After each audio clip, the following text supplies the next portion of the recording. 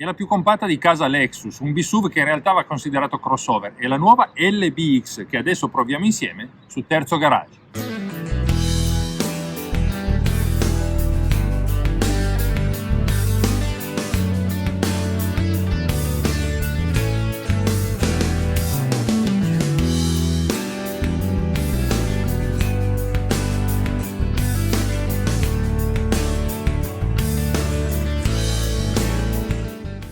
Qui le linee sono più morbide rispetto alle classiche Lexus. La clessidra è appena accennata, però queste curve a me piacciono parecchio. Trovo che rendano l'auto originale e comunque grintosa. Abbiamo anche questi dettagli cromati che separano, diciamo, in due parti, in due livelli, il frontale stesso, cofano e griglia della calandra. Poi abbiamo i fari LED che convergono anche loro verso il centro, comunque a dare un'impressione di sportività.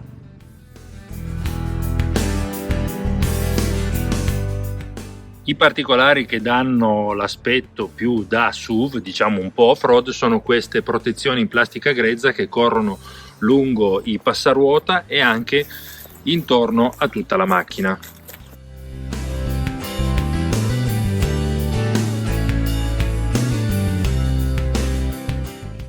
Ero curioso di guidare questa Lexus LBX dopo il video che avevamo fatto, diciamo, di anteprima, per vederla semplicemente dall'esterno. Devo dire che appena saliti sulla macchina si ha una ottima sensazione di qualità, la stessa che avevamo avuto anche quando avevamo semplicemente guardato dall'esterno la vettura.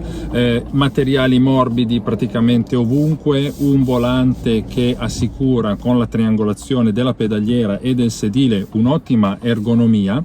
Anche perché ho notato, grazie anche al fatto che ci siano i comandi elettrici per settare infatti l'altezza del sedile, questa più che un B-SUV può essere utilizzata come anche diciamo crossover, perché abbiamo la possibilità proprio di regolare l'altezza a nostro piacimento. Io adesso l'ho messa piuttosto alta, anche perché essendo alto mi piace tutto sommato guardare bene la strada. In questo modo gli ingombri dell'auto sono assolutamente a disposizione, nel senso si capisce molto bene la sagoma, e il fatto che il grande display centrale dell'infotainment sia più in basso rispetto allo sbalzo solito, secondo me in questo caso ha un valore positivo, perché favorisce la visibilità grazie a questo grande parabrezza.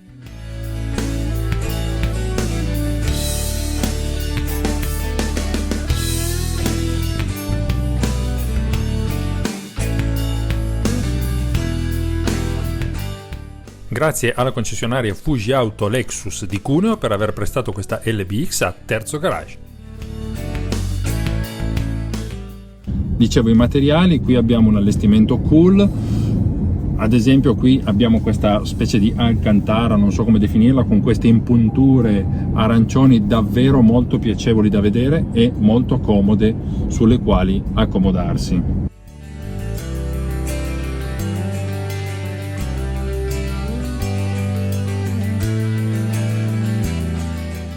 La macchina è spinta da un sistema full hybrid, che è il sistema full hybrid Toyota di ultima generazione, dalla potenza complessiva di 136 cavalli, basato su un 1500 benzina 3 cilindri.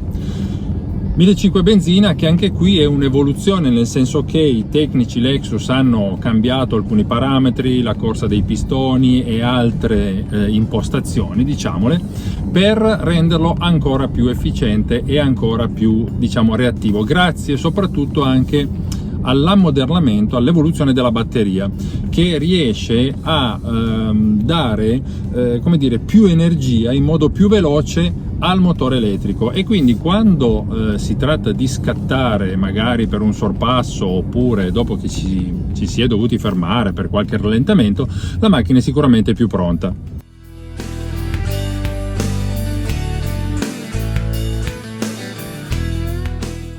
Oltre alla qualità dei materiali, quello che si apprezza, soprattutto quando si viaggia in città, e adesso ci stiamo entrando, è l'insonorizzazione.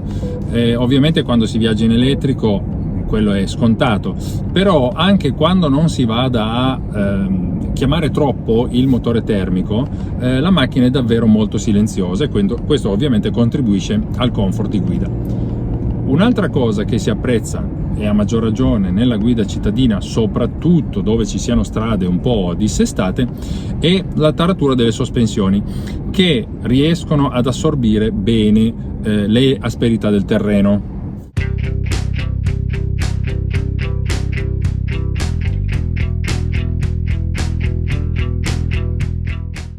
Sempre parlando di città, sarò noioso, chiedo scusa, ma questa è una compatta e quindi l'ambiente cittadino è praticamente anche il suo habitat naturale. Un'altra cosa che sicuramente è utile è il raggio di sterzate, che è di 10,4 metri, cosa che rende la macchina molto maneggevole e facile da guidare anche nelle strade più strette. E poi stiamo parlando di una compatta di 4,19 m di lunghezza, che quindi consente di trovare anche parcheggio relativamente facilmente.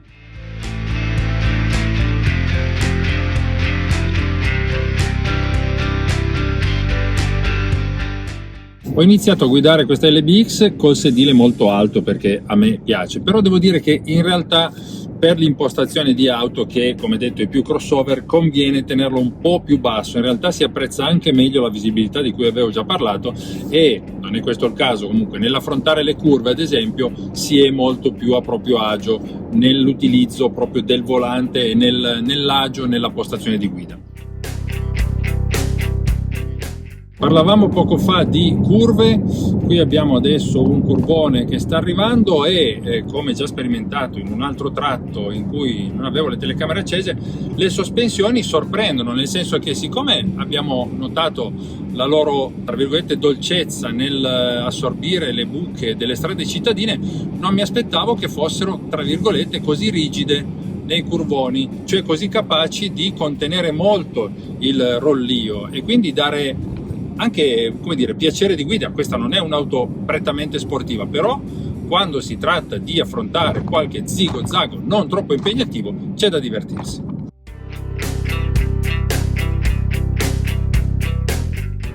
E anche da riprendere abbastanza bene quando si schiaccia un po' a fondo improvvisamente.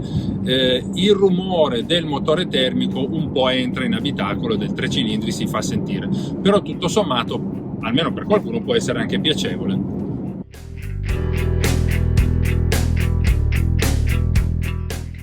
I consumi, senza stare a controllare eccetera, e anche facendo un po' di spintoni, come dire, di tirate un po' improvvisate, siamo sui 5,6 litri per 100 km, ma sulla LBX si arriva facilmente a fare i 20 km, scusate, con 1 litro, e quindi il sistema si rivela appunto efficiente nella gestione del carburante.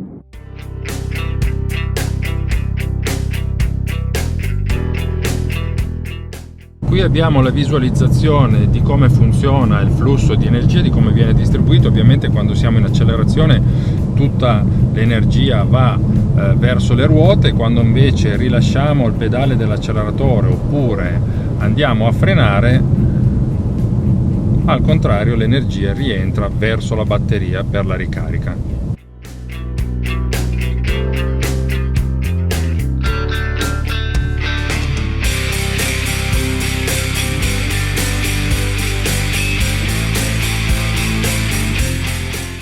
Il cruscotto digitale ci permette di avere diverse videate a disposizione, tra cui anche quella del navigatore, e poi nelle diverse videate noi possiamo andare a impostare diverse informazioni, visualizzare, scusate, diverse informazioni relative al percorso, all'auto, eccetera.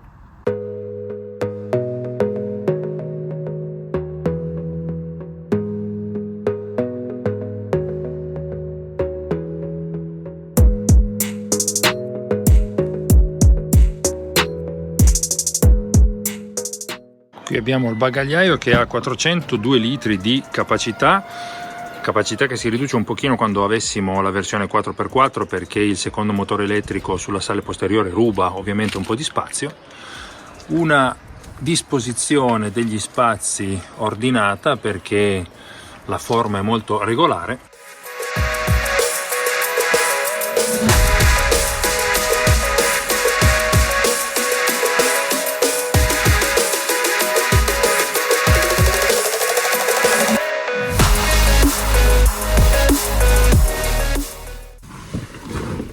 Per chi è molto alto, accomodarsi dietro forse può essere un po' disagevole, bisogna prenderci un po', diciamo, la testa, abbassare un pochino la testa.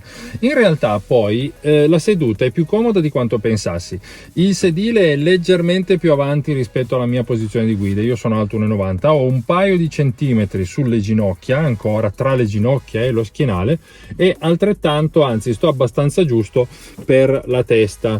Basta in realtà che mi chini un pochino, anche perché il sedile sagomato comunque dietro mi fa stare comodo con la schiena. Certo, qui in realtà persone adulte grandi al massimo 2, e poi magari in mezzo o qualcuno di piuttosto piccolo di statura o magari un bambino.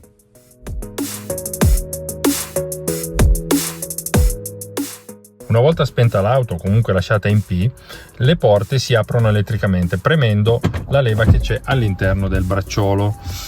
Qualcuno potrebbe chiedere se ci fossero problemi all'impianto elettrico.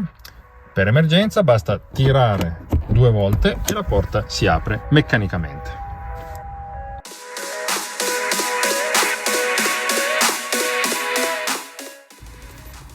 Nelle impostazioni noi possiamo andare anche ad esempio a selezionare la luminosità e il contrasto dello schermo. Il navigatore dimostra una buona reattività anche nello zoom e nello spostamento.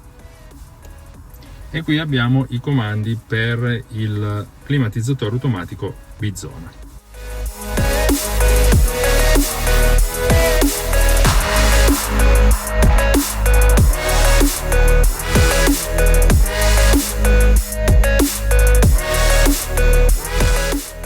Un'altra cosa che mi piace, lo proviamo su questa strada praticamente deserta, è il funzionamento del freno, che quando viene chiamato permette un arresto veramente veloce. Devo dire che la macchina si ferma molto in fretta e questo dà sicurezza. Interviene prima il motore elettrico con la sua frenata rigenerativa e poi i freni meccanici, ma insieme assicurano uno spazio di arresto veramente contenuto. Anche il pedale dell'acceleratore ha una corsa piuttosto lunga e consente di modulare bene, bisogna solo abituarsi proprio alla guida ibrida, consente di modulare bene l'accelerazione, proprio anche per evitare quell'effetto scooter che ogni tanto capita, ossia mandare su di giri il motore termico perché si richiede troppo improvvisamente magari potenza.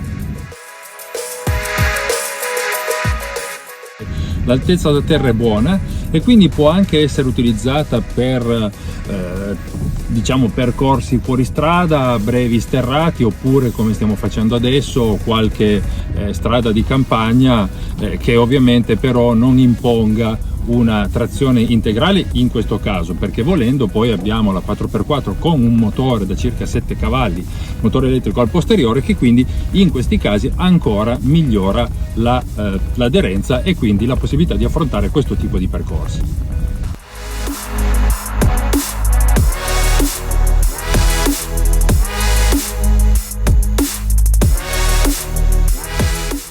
Andando a inserire la modalità S del cambio automatico, noi possiamo operare anche con le palette al volante per una specie di simulazione di cambio effettivo. Qui abbiamo ovviamente un cambio ECVT automatico.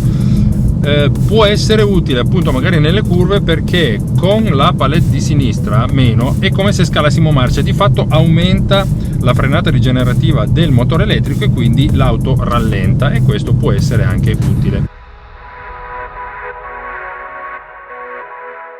Gli allestimenti della nuova LBX sono 4, si parte con l'Elegant con prezzo di listino da 38.000 euro, poi abbiamo l'Emotion, il Relax e il Cool che è il top di gamma con prezzo a partire da 42.500 euro.